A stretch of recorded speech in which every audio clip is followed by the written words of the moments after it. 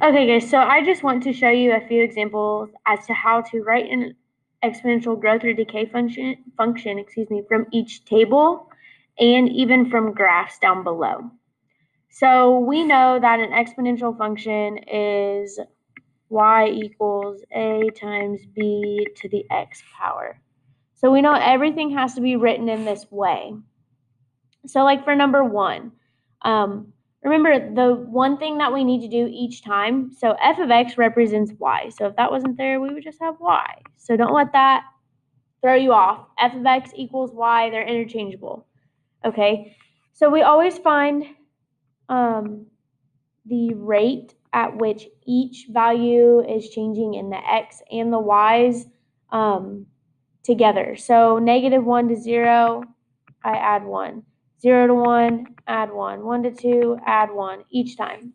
But then for the y values, so in order to go from 4 over 5 to 4, the best thing to do is maybe look ahead too.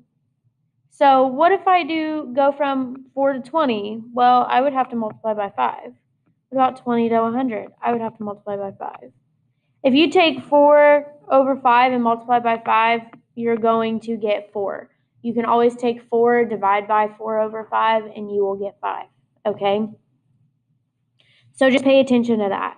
And the way that we write these, so we always have y equals, and then A is where we cross on the y-axis. So wherever our x value is 0, the y value that correlates to that is our y-intercept. That is our A. So here that would be, we have 0 here, correlates to 4. We're multiplying by. B is our rate. Okay, so B is the change in y value, how we're changing, that common factor we're multiplying by. So that common factor we're multiplying by 5, and the variable stays in x. We don't change that. So let's look at number 2. I'll do it in a different color. So again, x values are all add 1 each time, no big deal. Y values, 1/3 to 3. How are we supposed to go from 1/3 to 3? Well, think about, you can either divide 3 divided by 1/3 and see what you get as an answer, or we can look ahead and see, how do I go from 3 to 27? And if it's an exponential function, we're multiplying. What am I multiplying by? 9. What about 27 to 243? Multiply by 9. So if you take 1/3, you multiply by 9, you're going to get 3 every time. Okay? So again, we always start with y equals. A is where x value is 0 and y value correlates to that. That is our y-intercept. So x is 0, y is 1/3, and we multiply by. Now B is the rate that we multiplied by, what changed in the y values, and that is 9. And the variable stays x. So let's take a look at number 4 also. So in order to go for our x values, we add 1 each time. Again, no big deal, we're good there. But in order to go from 192 to 48, it seems as if you would be dividing. But remember, we don't use division. We can only multiply by something. So exponential functions are only able to use multiplication in the changing of our y values. So if you can't figure out 192 divided by 48 gives you a number, and we multiply by the reciprocal, then think about 48 divided by 12, or 12 divided by 3. In order for me to go from 12 down to 3, I'd have to divide by 4, but remember, we are not dividing, we have to multiply by the reciprocal. So 48 divided by 12 also gives me 4. So I bet if I take 192 and divide by 48, I'm going to get 4 again. So again, no dividing, multiply by the reciprocal. So that means I am multiplying by 1/4 each time.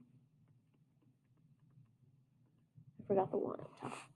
All right, so writing this as an equation, we have y equals, again, A is that y-intercept. So wherever x is 0, it's what the y is that correlates to that. So x is 0 here, correlates to 12. So 12 is our A. And then B is our rate that we are multiplying by, which is 1/4.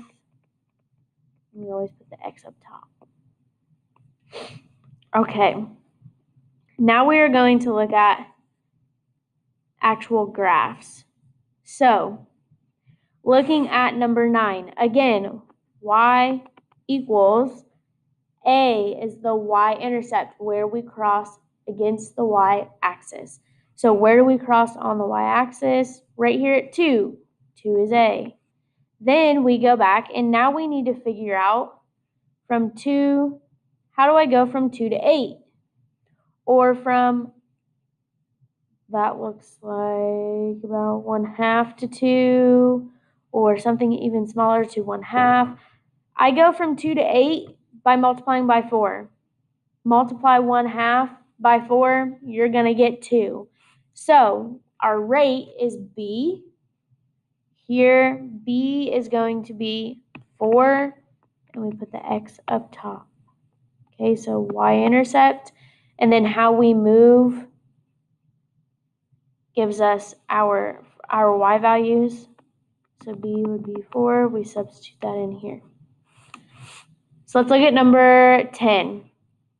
So again, y value, where we cross the y-axis, that's immediately our A. Now our B is how we go from each y value to each y value.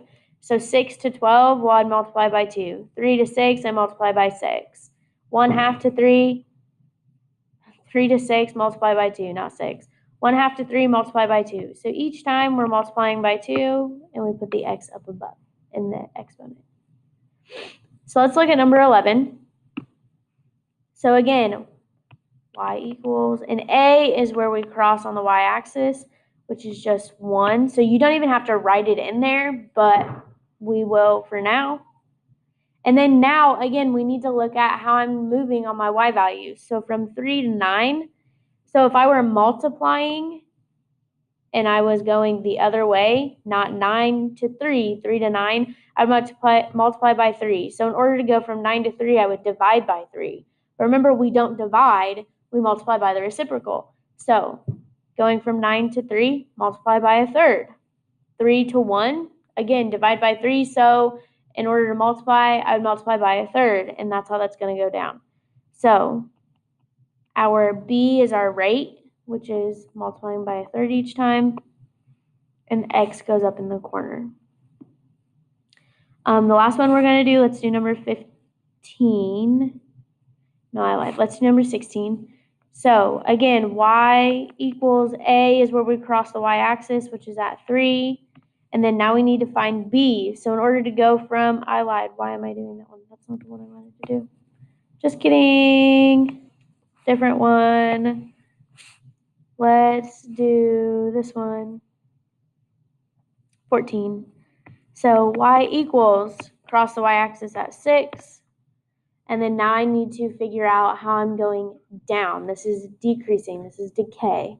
So I'm going to have some type of fraction. A decay, your B is from 0 to 1, somewhere in between there. So it's a fraction every time. So I go from 12 to 6. Well, I would divide by 2, but remember we don't divide, we multiply. So 12 multiplied by reciprocal would be 1/2. 12 times 1/2 gives me 6.